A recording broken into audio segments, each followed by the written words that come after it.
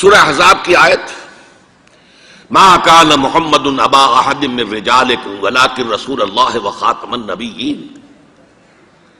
محمد صلی اللہ علیہ وسلم اے مسلمانوں تم میں سے کسی مرد کے باپ نہیں ہیں. زید ابن حارثہ کو اگر حضور نے منہ بولا بیٹا بنا لیا تھا تو منہ بولا بیٹا کوئی حقیقت نہیں رکھتا، ورنہ آپ کسی مرد کے والد نہیں ہیں. آپ کو اللہ نے بیٹے دیے بھی ابتدا میں، وہ فوراً فوت ہو گئے. آپ کے عمر کے آخری دور میں بھی حضرت ابراہیم کی ولادت ہوئی، حضرت ماریہ قبطیہ کے بطن سے، وہ بھی فوت ہو گئے بچپن میں. تو ما کان محمد ابا احد من رجالکم ولکن رسول اللہ وخاتم النبیین. وہ تو اللہ کے رسول ہیں اور نبیوں کی مہر ہیں. مہر لگ گئی، اب یہاں سے کوئی اور شے نہیں نکل سکتی. یہ بند ہو گیا راستہ، یہاں سے اب کسی اور نبوت کے اجرا کا سوال پیدا نہیں ہوتا. حضور کے بعد اگر کسی نے دعویٰ کیا نبوت کا تو وہ کذاب، دجال، جھوٹا، کافر. اور جس کسی نے بھی اس کی تصدیق کی، اس کو مان لیا، وہ بھی دائرہ اسلام سے خارج، مرتد. یہ قانونی اہمیت ہے، قانونی اہمیت ہے. کوئی شخص مسلمان رہا یا نہیں رہا، یہ تو بڑا اہم مسئلہ ہے، قانونی مسئلہ ہے. اس کی بیوی کا اس سے نکاح جو ہے وہ ختم ہو گیا اگر اس نے کسی حضور کے بعد کسی نبی کی نبوت کا اقرار کر لیا یا خود اپنے نبی ہونے کا دعویٰ کیا، وہ پھر مرتد ہے، واجب القتل ہے. دیکھیے ایک جامع ترمذی میں روایت ہے حضرت ثوبان سے رضی اللہ تعالی عنہ. حضور نے فرمایا انہ سیکون فی امتی ثلاثون کذابون کلہم یزعم انہ نبی وانا خاتم النبیین لا نبی بعدی. آپ نے فرمایا میری امت میں 30 افراد ایسے اٹھیں گے جو دجال ہوں گے، کذاب ہوں گے، جھوٹے ہوں گے. ان میں سے ہر شخص جو ہے یہ گمان کرتا ہوگا اپنے بارے میں کہ وہ نبی ہے، حالانکہ میں خاتم النبیین ہوں. اور خاتم النبیین کے معنی کیا؟ لا نبی بعدی، اب میرے بعد کوئی نبی نہیں ہوگا.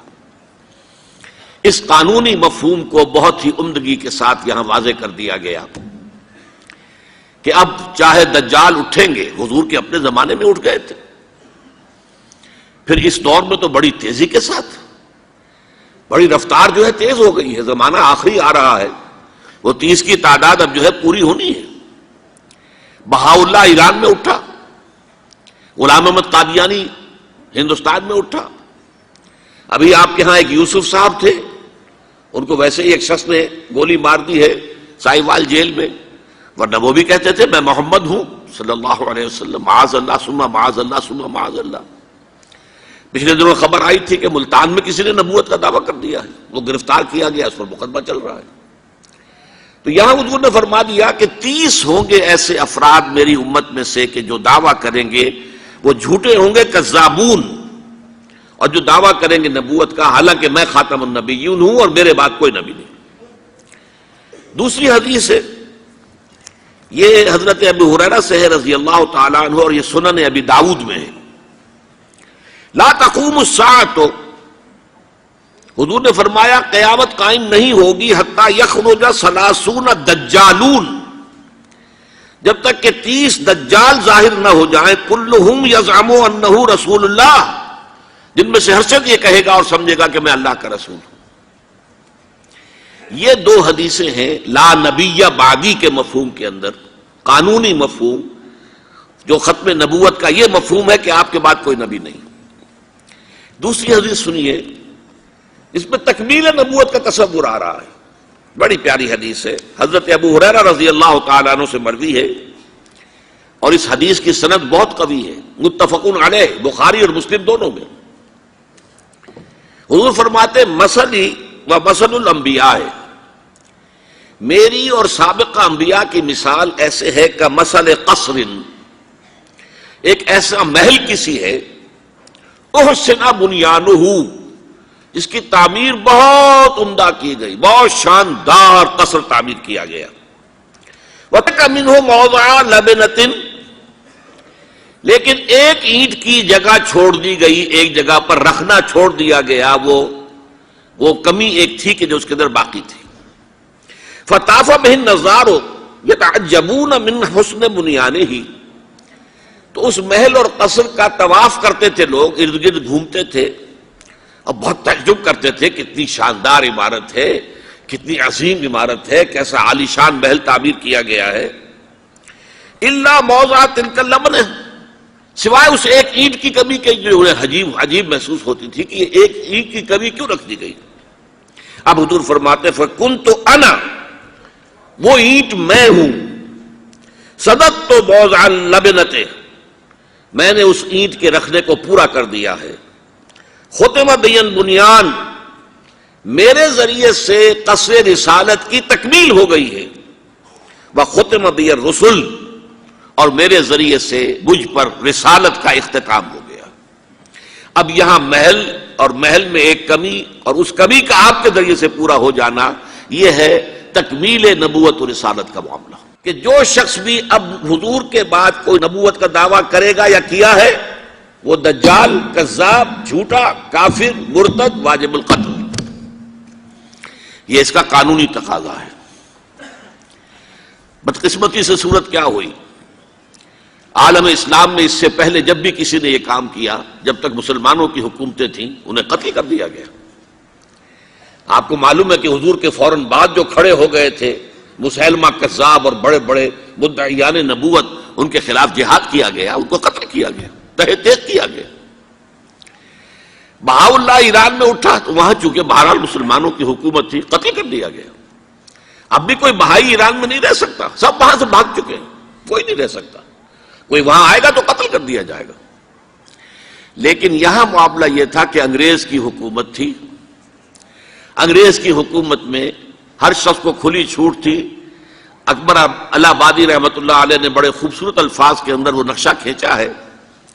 گورنمنٹ کی خیر یارو مناؤ، گلے میں جو آئیں وہ تانے اڑاؤ. کہاں ایسی آزادیاں تھی میسر، ان الحق کہو اور پھانسی نہ پاؤ. اگر اسلامی حکومت ہوتی، مسلمان حکومت ہوتی، چاہے اعلی معیاری اسلامی حکومت نہ بھی ہوتی، مسلمانوں کی حکومت ہوتی، تو جس نے ان الحق کہا منصور، وہ سولی چڑھا دیا گیا یا نہیں؟ جس نے نبوت کا دعویٰ کیا وہ قتل کر دیے گئے کہ نہیں؟ انگریز کی حکومت تھی.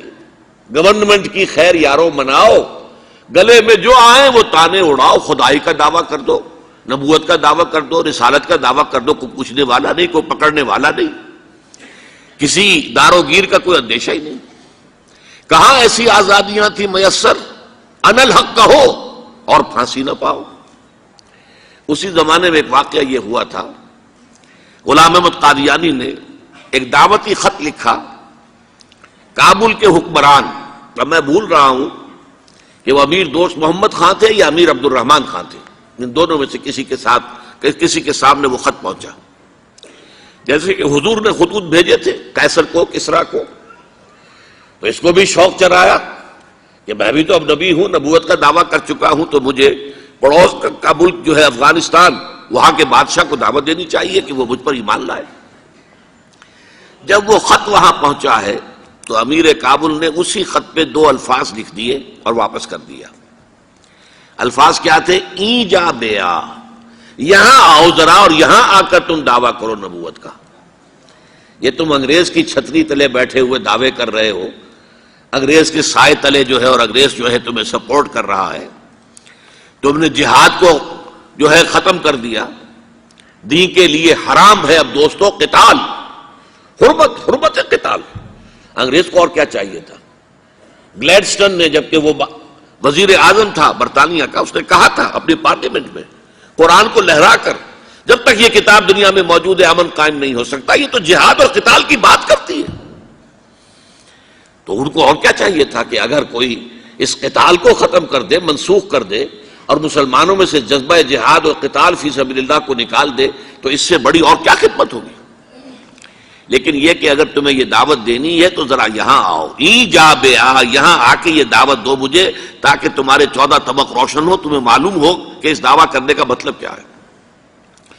لیکن ایک بات میں اب آپ سے عرض کر رہا ہوں، ہم پر اللہ کا بڑا کرم ہوا تھا، اس میں کوئی شک نہیں. اس ملک میں 1974 میں جو فیصلہ ہوا قادیانیوں کے غیر مسلم اقلیت قرار پانے کا، وہ واقعہ یہ ہے کہ بہت ہی مبارک فیصلہ تھا.